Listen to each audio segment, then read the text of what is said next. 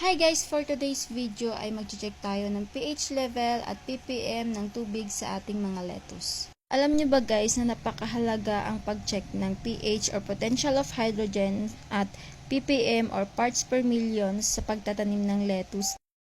Lalo na guys kung gumagamit tayo ng hydroponics. Ang lettuce ay tumutubo ng maayos sa pH range na 5.5 to 6.5. Kung labis ang taas o baba ng pH, hindi ma-absorb ng lettuce ang nutrients. Alam niyo ba guys, kapag mali ang sukat ng pH natin sa ating tubig, ay nagiging madilaw ang dahon nito at minsan pa ay mabagal ang paglaki nito.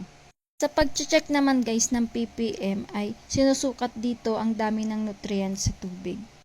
Kapag masyadong mababa ang ppm ay hindi lalaki ng maayos ang lettuce. Kapag sumobra naman ay maaaring masunog ang ugat at mamatay ang ating mga lettuce. Kaya guys, panatilihing tama ang sukat ng pH at ppm sa ating mga lettuce.